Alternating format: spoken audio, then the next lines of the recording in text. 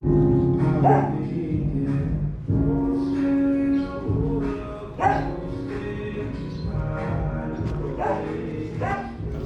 is up? So, itong video na to, and then, parang recently kasi, re-evaluate ko yung content na gusto kong palabas dito sa channel natin, and nagbago yung perspective ko kung paano tinitignan yung paano mag-edit and how I tell a story. And yung nagbago sa akin is parang before kasi is yung mindset ko, which is parang I want to consolidate information and produce it for you guys. Pero parang recently, I've been going through a lot of like self-help and just trying to know myself better and gain more self-awareness.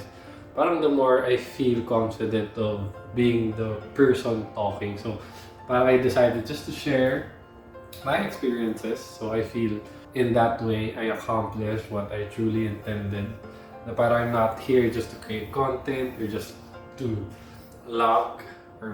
Parang I'm here to learn them if you're someone who's going through the same things that I am. And I would appreciate if you share in the comment section if you do go through such things, and sa mga previous videos and sa mga susunod kong videos if you've gone through the same experience. What did you do? What changed? What helped you? So, things to avoid. So, yung mga ganung bagay. I'm very open to listening and reading all of your comments, all of your stories.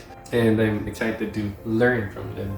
So yun, itong video na to is just a video. Actually, this is a series of video of what I did during the start of the pandemic. So, ako, I live alone, and madaming bagay na dumating. Like, syempre dito lang ako sa bahay nung like, work from home ako. And yun, I try to do everything on my own, except yung paglalaba, and minsan yung paglilinis or paghuhugas ng pinggan. Sobrang like, burdensome yung tingin ko sa kanya before. And yun nga, parang I had so much time that I don't even know what to do with them. And parang you got so used to your previous routine. So when the pandemic started, sobrang laking adjustment. So yun, I had more time with myself, and itong part was like the first official that I was independent. But I'm still lucky na I have all the resources compared to others. I'm really thankful for that, and hindi ko take for granted. And so yun, I when I had so much time to reconnect and to myself, parang isa sa mga naging pastime ko is yung pagtatanim. Like, na-enjoy ko naman siya.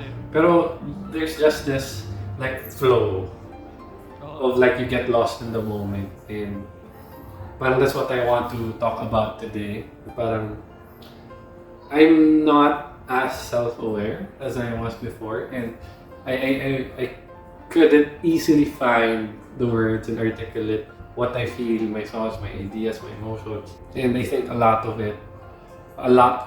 the progress that I've been making, I can attribute to being open and just putting in the work, making yourself accountable, trying to let go of the victim mentality, and just being honest with yourself, sitting with your feelings and your thoughts.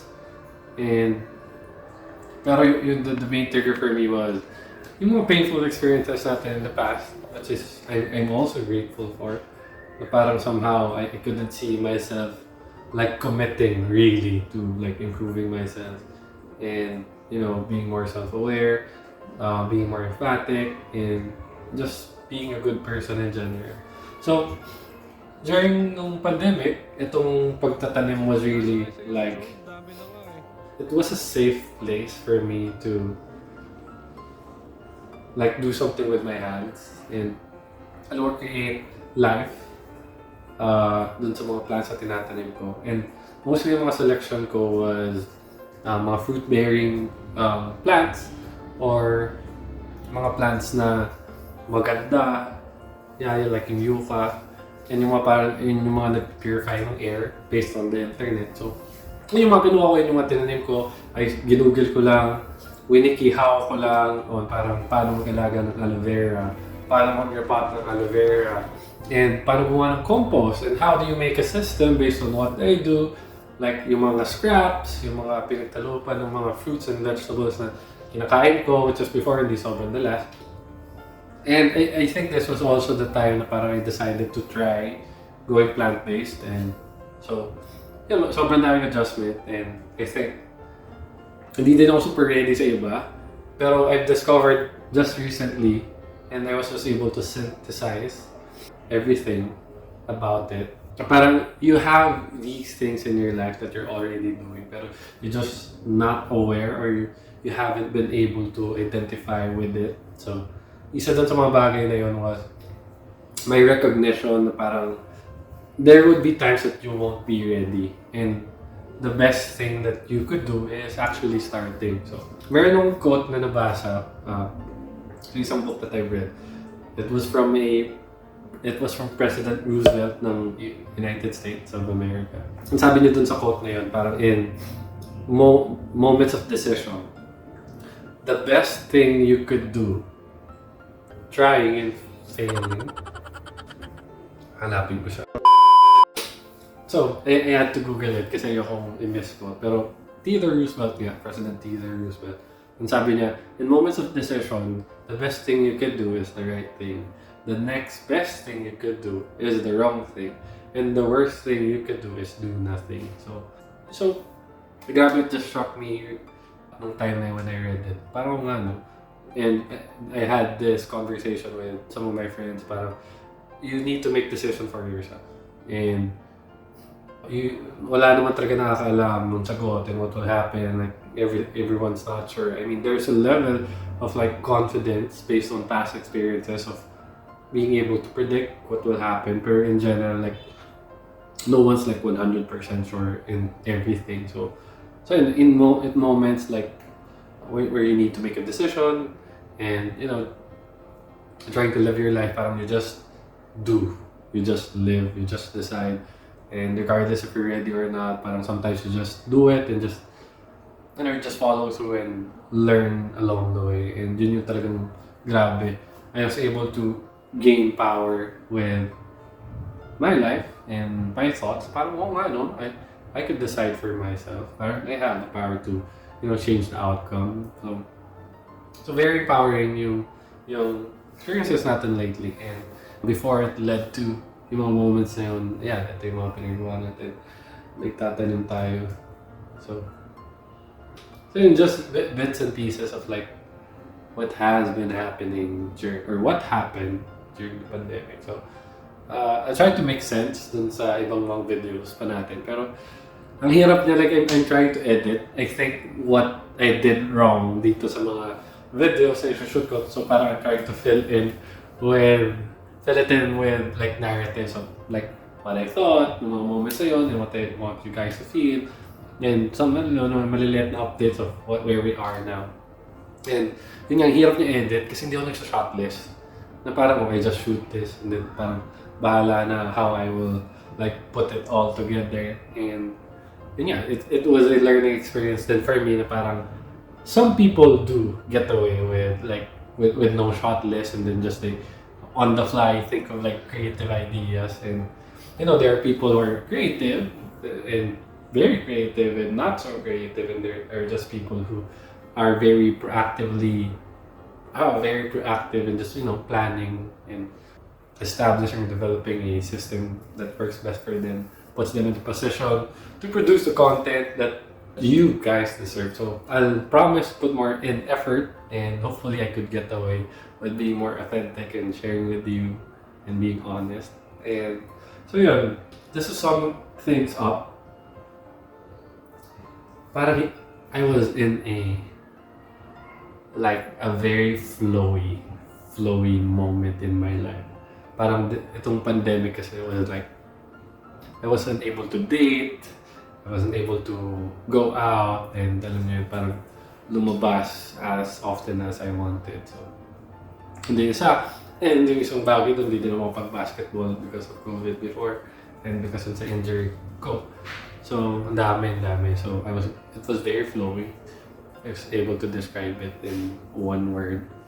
And yun, one of my phases, ito, yung pagtatanim. And now, I still like it. pero it's not as intense than the moment na parang I started like going into like planting. Parang somehow it got a little boring for me. Pero I do have plants ngayon, and to a certain level, I still sustained yung habit of like having plants. Ngayon, I have sitaw, I have okra, I have papaya, I have madami yung puno ng saging yun. And avocado, longan, and some other plants. Aloe vera, madami aloe vera. So, yun yung mga plants na meron tayo ngayon.